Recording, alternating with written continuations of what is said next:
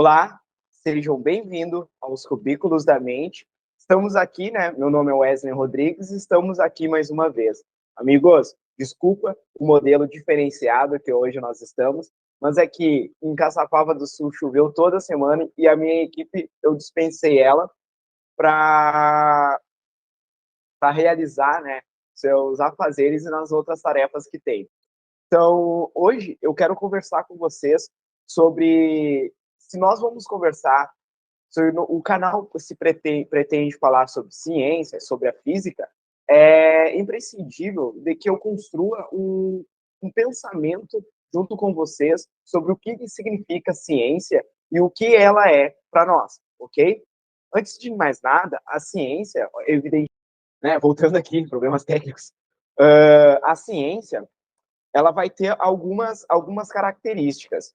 Por exemplo, um exemplo, ela vai tentar ordenar e a natureza, né, dar uma ordem aos efeitos da natureza e o que causa, né, e também justificar o que vai causar talvez essa ordem.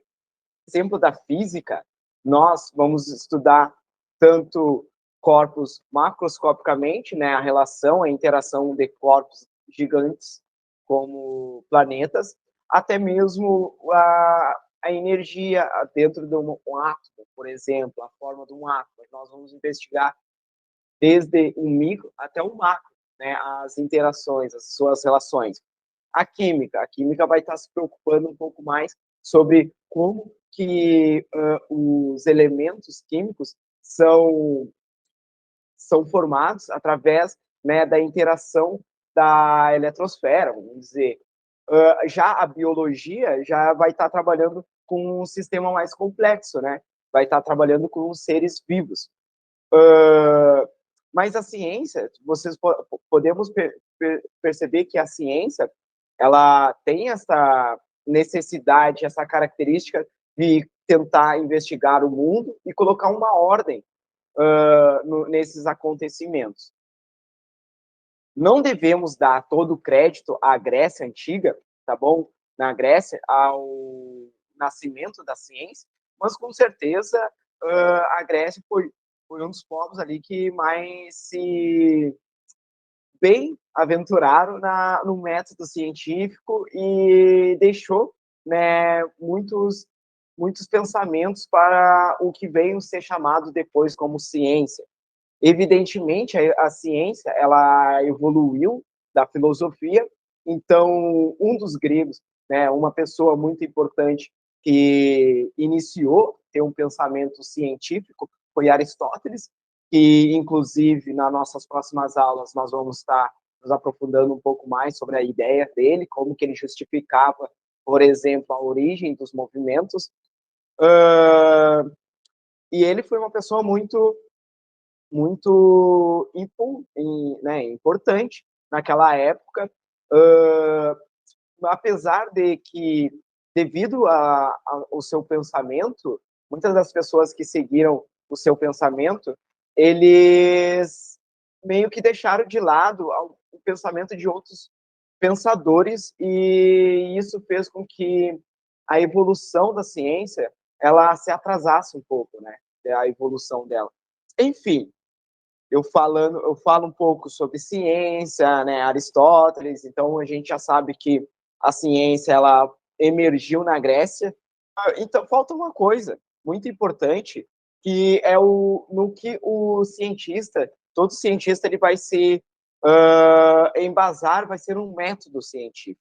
Então eu quero falar um pouco aqui sobre o método científico também para vocês.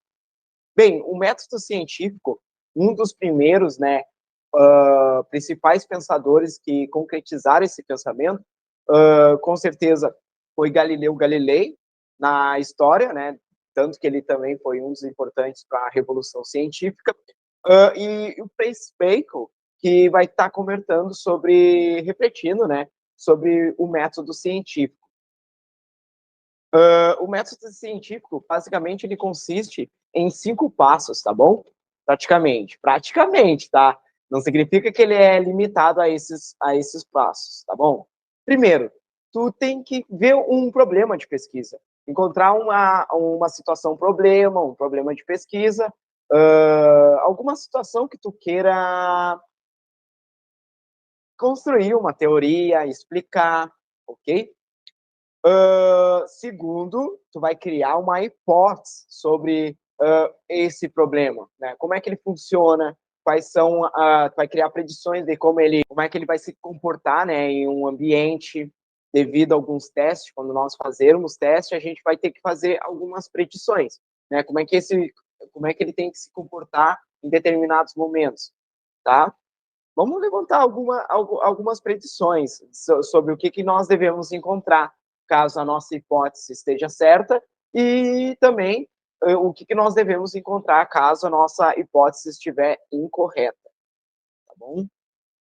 Também é muito importante nós notar o que, caso a nossa hipótese esteja errada, o que vai provar que ela esteja errada, o que nós temos que perceber que está fazendo falta na nossa hipótese. Vamos dizer, eu vou ligar a luz, a minha hipótese, quando eu levantar o interruptor, a luz vai ligar. Mas daí eu ligo o interruptor, ligo e desligo, tá? E a luz não ligou. Então, né, o meu experimento, ele não condiz, né, com a minha hipótese. Inclusive, a minha hipótese de que a luz iria ligar depois que eu ligasse o interruptor de luz, eu percebi que ela estava errada, pois quando eu liguei o interruptor de luz, assim, ela não ligou. Teoricamente, a minha hipótese, né, estava errada. Então, o que aconteceu para ela estar errada? O que contribuiu para isso? Provavelmente a lâmpada pode estar queimada ou nós estamos sem energia nesse nosso circuito. E depois nós vamos ter que realizar muitos experimentos, tá bom? Então, ó, temos hipótese, tá bom? Uma situação problema, tá? A gente encontrou uma situação problema, temos hipótese, tá bom? Levantamos algumas questões de que se a minha hipótese estiver certa, eu tenho que observar as consequências dessa hipótese. Caso ela esteja errada também, os efeitos. E o quarto passo seria agora nós realizarmos muitos experimentos em diferentes circunstâncias. Quanto mais experimentos nós fazermos e comparar com o nosso resultado, melhor vai ser para nós, tá bom? E tem que ver se os experimentos condizem com o que nós estamos esperando ou nosso experimento não está condizindo, né, não está correspondendo, ou o nosso experimento não está correspondendo com o que nós estamos esperando. Depois disso, nós vamos ter que formular, evidentemente, uma lei que vai relacionar a nossa hipótese, as nossas predições, ou seja, o que nós estamos observando, e o resultado experimental realizado para fazer essa triangulação entre hipótese, resultados e nossos experimentos. A gente tem que criar uma teoria, uma lei, vamos formular uma lei a partir desses efeitos. Muito obrigado por estar me acompanhando nesse vídeo. Grande abraço e tchau. Quero agradecer aos patrocinadores do canal, também aos meus amigos, amigas que estão cobrando os vídeos, tá bom? Muito obrigado. Com certeza nós estamos focados e tchau.